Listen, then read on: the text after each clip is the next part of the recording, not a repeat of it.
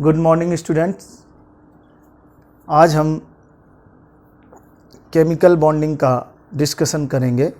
तो बहुत ही important topic जो आपने डिस्कस किए, उसके बाद आज का इम्पोर्टेंट टॉपिक केमिकल बॉन्डिंग।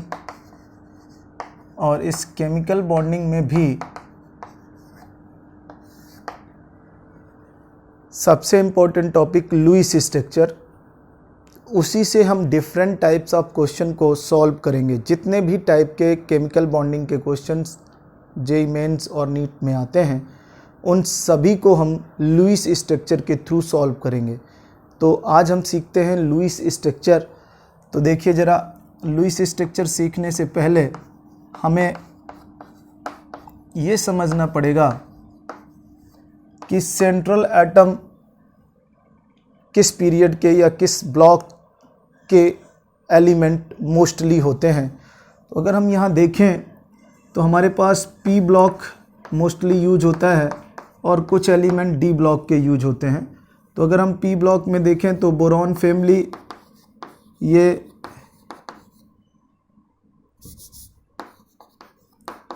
इसी तरह कार्बन के लिए,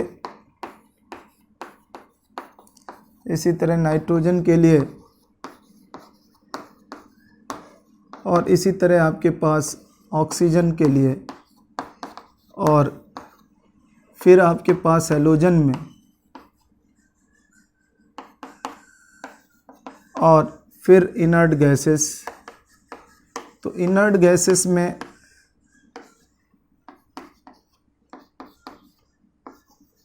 जनरली केवल जीनॉन कंपाउंड्स बनाता है। तो यहाँ पर हम समझे कि ये पी ब्लॉक हमने क्यों लिखा, क्योंकि ये आपके पास सेकेंड पीरियड है और ये आपके पास थर्ड पीरियड, और इस तरह से इसके बाद के एलिमेंट हैं। ये आपके पास 13 group, 14 group, 15 group, 16 group, 17 group और ये 18 ग्रुप हैं। अगर हम यहाँ देखें तो हमें इसके आउटर मोस्ट इलेक्ट्रॉन, बेसिकली ये हमें बताने का सिर्फ एक ही मतलब था कि लुईस स्ट्रक्चर में जब हम लोन पेयर इलेक्ट्रॉन दिखाते हैं या बॉन्डिंग दिखाते हैं तो हमें सभी एलिमेंट्स के आउटर मोस्ट के इलेक्ट्रॉन मोस्टली पता होने चाहिए। तो इस फैमिली के आउटर मोस्ट के इलेक्ट्रॉन 3 हैं, इस फैमिली में 4 हैं, इस फैमिली में 5 हैं, इस फैमिली में 6 हैं, इसके पास 7 है, इसके पास 8 इलेक्ट्रॉन है आउटर मोस्ट इलेक्ट्रॉन। अब अगर हम बात करें तो सबसे इम्पोर्टेंट पॉइंट निकल के ये आता है, इसको ध्यान रखना है कि second period element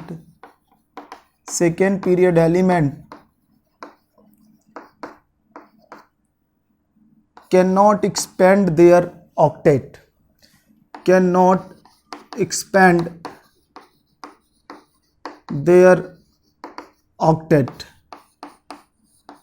second period element अपने ऑक्टेट को एक्सपेंड नहीं करते। क्यों?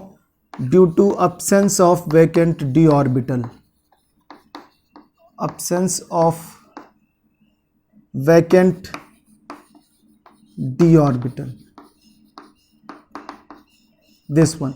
तो जब आप बॉन्डिंग के स्ट्रक्चर्स दिखाएं तो वहाँ इस बात का ध्यान रखें कि सेकेंड पीरियड एलिमेंट अपने ऑक्टेट को एक्सपेंड नहीं कर पाएंगे, while third period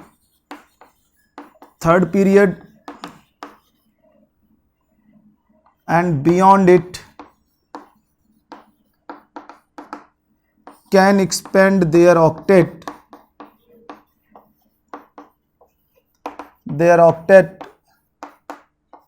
due to presence of vacant d orbital, this one. And can show maximum possible valency, maximum possible covalency। तो आप मैक्सिमम नंबर ऑफ बॉन्ड बना सकते हैं थर्ड पीरियड और उसके बाद के एलिमेंट को उनकी मैक्सिमम पॉसिबल वैलेंसी आप जितनी चाहें उतनी शो कर सकते हैं अकॉर्डिंग टू इलेक्ट्रॉन, उसके पास आउटर मोस्ट में कितने इलेक्ट्रॉन हैं, तो अपने ऑक्टेट को एक्सपेंशन वो कर पाएंगे। तो देखिए ज़रा एग्जांपल से समझिए कि अगर हम देखें तो NCl5 is not possible but PCl5 is possible, ये है। तो अब हम देखें कि PCl5 क्यों पॉसिबल है, तो ये फास्फोरस थर्ड पीरियड का है, तो फास्फोरस के थर्ड पीरियड में आउटर मोस्ट में ये थर्ड पीरियड एलिमेंट है, इसके आउटर मोस्ट में 5 इलेक्ट्रॉन है, तो फास्फोरस 5 बॉन्ड बना सकता है। इस तरह से ये देखें तो फास्फोरस 5 बॉन्ड बना देगा। लेकिन जब हम NCl5 की बात करें तो नाइट्रोजन सेकेंड पीरियड का है, तो सेकेंड पीरियड में इसको ऑक्टेट पूरा करने के लिए नाइट्रोजन का जो होते हैं 2 और 5, ऑक्टेट पूरा करने के लिए आपको 3 इलेक्ट्रॉन ही चाहिए, इसलिए NCl5 नहीं बनेगा, NCl3 बन सकता है। इस तरह से ये बन जाएगा। लेकिन अगर आप सोचें कि इस तरह से हम NCl5 बना दें तो ये पॉसिबल नहीं है, क्योंकि ऑक्टेट का एक्सपेंशन नहीं हो सकता, ये इसका मीनिंग है। तो चलिए अब आगे हम समझें कि जब हम इनके सेंट्रल एटम में ये मिलेंगे कोई भी एलिमेंट्स इनमें, तो इनके आउटर मोस्ट के इलेक्ट्रॉन ये दिए हुए हैं, उसके अकॉर्डिंगली हम इनके बॉन्ड बनाएंगे, इनकी स्ट्रक्चर्स बनाएंगे। तो देखिए ज़रा जो सराउंडिंग एटम है, सबसे पहले तो हमें समझना है सराउंडिंग एटम में आपको क्या मिल सकता है। तो जनरली हैलोजन मिले सराउंडिंग एटम में तो सिंगल बॉन्ड बनाते हैं, सिंगल बॉन्ड। अगर सराउंडिंग एटम में आपको हाइड्रोजन मिले, हाइड्रोजन, तो वो आपको सिंगल बॉन्ड बनाएगा। और अगर आपको ऑक्सीजन मिलता है तो ऑक्सीजन डबल बॉन्ड बनाता है, जनरली डबल बॉन्ड, या ऑक्सीजन 2 सिंगल बॉन्ड, दोनों तरफ या तो ये इस तरह से डबल बॉन्ड बना सकता है या दोनों तरफ सिंगल बॉन्ड बना सकता है, ओ इस तरह से। तो ये आपके पास है, तो जनरली ये आपको दिखाई देंगे जब भी आप स्ट्रक्चर बनाएंगे। अब आपके पास जो मॉलिक्यूल्स होते हैं वो या तो एक सेंट्रल एटम वाले होते हैं, तो वन सेंट्रल एटम वाले, वन सेंट्रल एटम, या 2 सेंट्रल एटम, या उससे भी ज़्यादा सेंट्रल एटम, या आयनिक स्पीसीज। तो ज़्यादातर 1 सेंट्रल एटम वाले स्ट्रक्चर्स देखने हैं आपको, 2 सेंट्रल एटम वाले मोस्टली मिलेंगे, या फिर एसिड्स मिलेंगे आपको, और या फिर आपको मिलेंगे आयनिक स्पीसीज। तो आज आपको इन 4 की स्ट्रक्चर बनानी सीखनी है, 1 central atom, 2 central atom, acids और आयनिक स्पीसीज।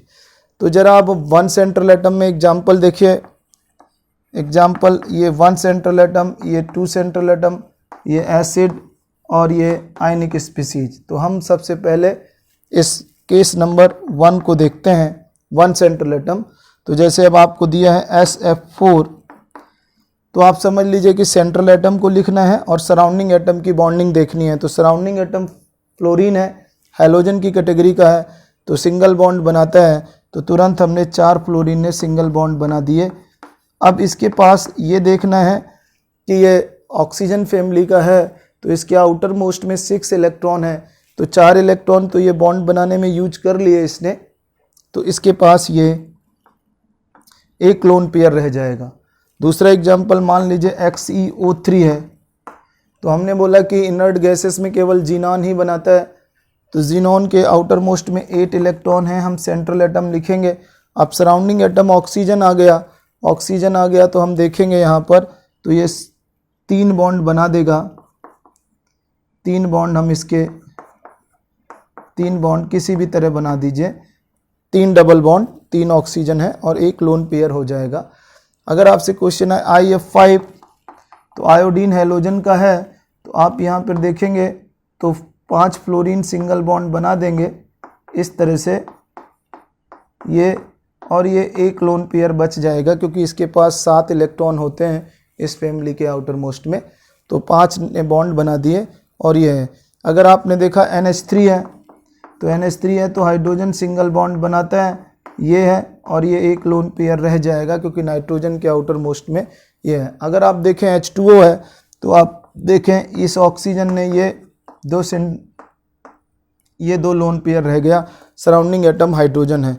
अगर आप देखें XeO2F2 है, XeO2F2 ये देखिए तो जिनोन है, 2 फ्लोरीन है और 2 ऑक्सीजन है, ये देखिए 2 फ्लोरीन हैलोजन सिंगल बॉन्ड बनाते हैं और 2 ऑक्सीजन वो डबल बॉन्ड बनाते हैं। तो इस तरह से कितने इलेक्ट्रॉन हो गए, 1 2 3 4 5 6 इलेक्ट्रॉन यूज हो गए बॉन्ड बनाने में, तो एक लोन पेयर ये रह जाएगा।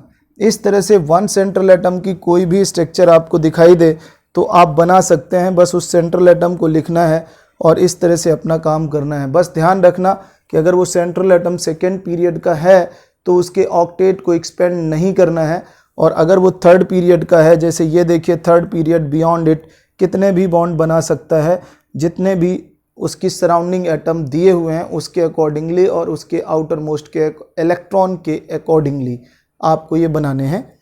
तो इस तरह से इसको आप लिख लीजिए।